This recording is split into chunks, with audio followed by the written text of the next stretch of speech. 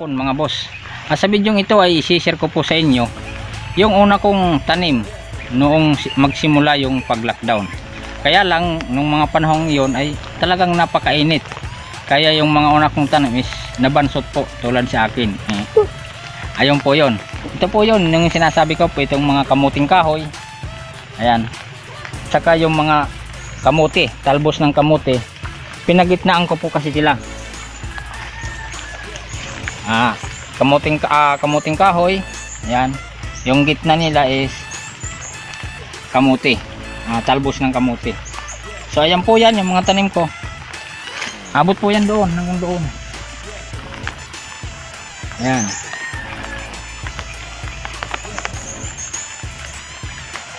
Saka ayan pa. Yan yung mga una kong tanim.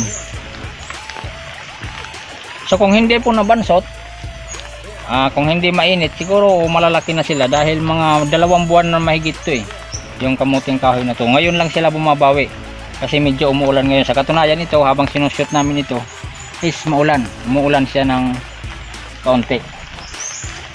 So medyo yumayabong sila ngayon. Tingnan nyo naman po yung aking talbos ng kamuti, hindi sila masyadong nakatubo.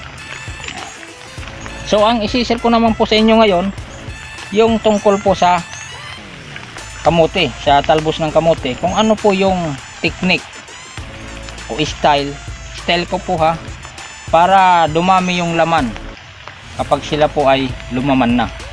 So katulad po nito, ano po ito, ito gumagapang na sila. Ang style ko pong ginagawa o technique para hindi po masayang yung aking ganito na ginawa, yung bubon kung tawagin sa amin, is hindi ko sila hinahayaan na lumayo. Binabalik ko po sila dito. Tapos gaganyanin ko po sila ng kaunti. Tabunan ng kaunti, ganyan. Yan po yung style po na ginagawa ko po. Ano po? Pero kung may ugat na po, wag nyo pong anuhin kasi sayang naman yung wala palang ugat.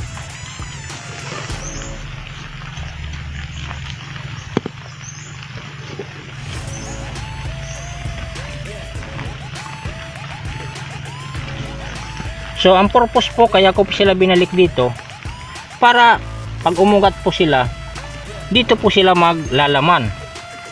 So pag dito sila maglaman is dapat malalaki yung laman nila kaysa dito sa pag dito sila maglaman is siyempre matigas ito, hindi po sila hinukay, so hindi siya masyadong lalaki, kaya binabalik ko po sila dito. So ito may ugat na, hindi ko na siya masyadong anuhin ko na sa dito para bumalik.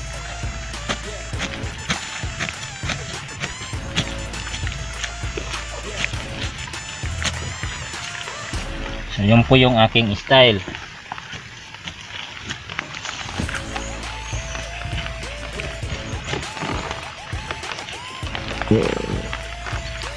Kasi kung hahayaan lang natin sila na gumala, hindi natin sila pababalikin dito, sayang naman yung pinagpaguran natin na pagtawag sa amin pagkahok ba, Bisaya, sa waray. Kaya nga ginawa ko ito para yung magiging laman nila is malaki saka marami. Kung mapapansin po ninyo yung aking kamuting kahoy is halos magkapreho lang po sila ng kamote. Malalaki din po yung nila, pinakabubon.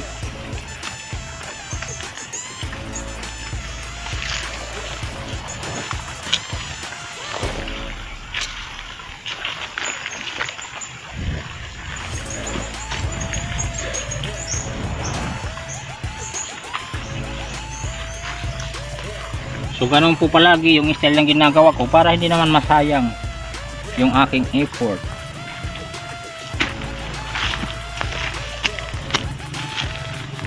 Ayan po.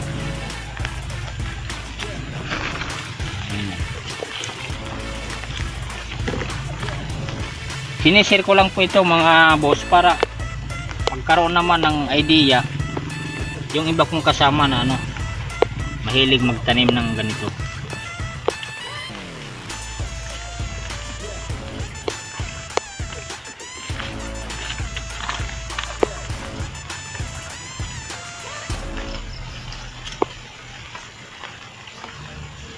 Ingatan po natin kasi baka mamaya pag angat natin is meron ng ugat.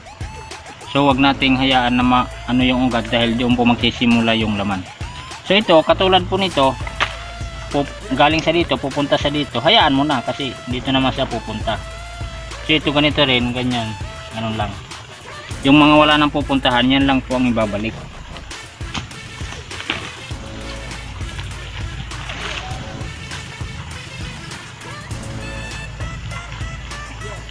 So ganun lang po yung style, ano po mga boss.